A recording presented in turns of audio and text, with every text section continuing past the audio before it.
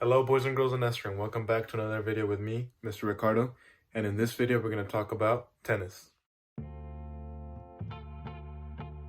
To start off the video, I'll give you guys a quick history lesson on tennis, and I'll go over the very basics of tennis. Tennis actually has a very long history that can be dated back around the medieval times, where people used to actually play tennis just with the palm of their hands. They used to slap back and forth a tennis ball in what would be a makeshift net, and it would lead on to create what tennis is today.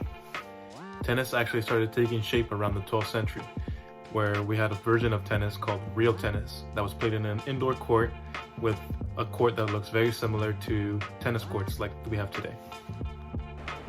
Here you guys can see what the early courts would look like and some of the earliest forms of rackets. The lines on the court do not match up, however, to the courts that we play in today, as you guys can see. Tennis was very popular amongst the kings and queens of the time, and it was also very popular amongst common people, which is not very usual to see. And because of its popularity, it was able to spread around very quickly around all over Europe and all over the globe. During those times, tennis didn't really have a set of rules that everybody would follow. So if you go to somebody else's house and play tennis with them, they would have a different set of rules, similar to how people have different ways of playing Uno. It would take years for tennis to start evolving into the tennis that we know today, with the introduction of lawn tennis in the 17th century. And as you could predict, it's tennis but played in a lawn.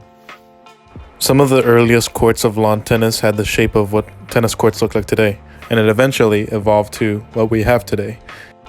Lawn tennis would be the foundation for modern tennis. And it was because of lawn tennis that modern tennis was able to evolve and establish the set of rules that modern tennis uses today. Which leads us to tennis and the well-known version that is played around the globe today. It has 4 major tournaments, also known as Grand Slams, around the world. Those 4 are the US Open, the French Open, the Australian Open, and the most prized of them all, and also the oldest, Wimbledon. Winning all 4 of these tournaments is known as a Grand Slam. Some of the few people that have won one are Novak Djokovic, Rafael Nadal, and Roger Federer.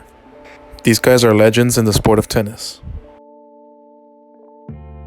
The rules of a competition in tennis can be very, very thorough and would probably need a video of its own. Because of that, I'll simply just cover the scoring system that is used in tennis.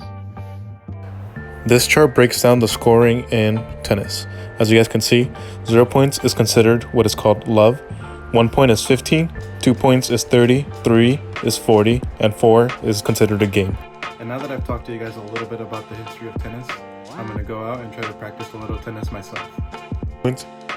The local tennis court in my neighborhood was open, and of course, I was following all of the COVID safety guidelines. Me and my tennis partner were warming up by just passing the ball around to see how good we were at tennis. It's been a while since I last played. And if you have tennis equipment at home, of course you can practice these simple drills at an outdoor space. Just remember to always have parent supervision or ask one of your parents to be your tennis partner.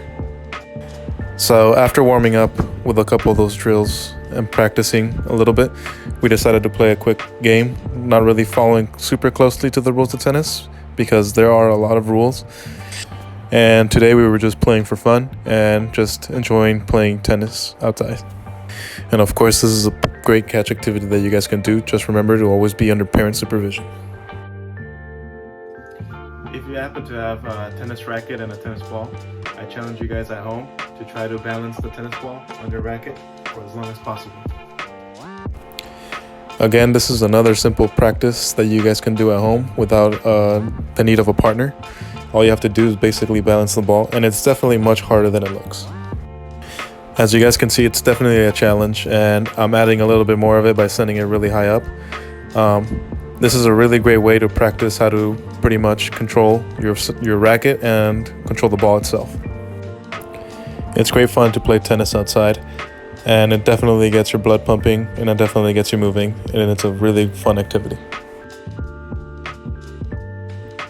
Anyways, Nestor, I hope you guys enjoyed this video, and I hope you guys learned something about tennis that you may have not known. I hope you guys are staying safe, and I'll see you in the next video.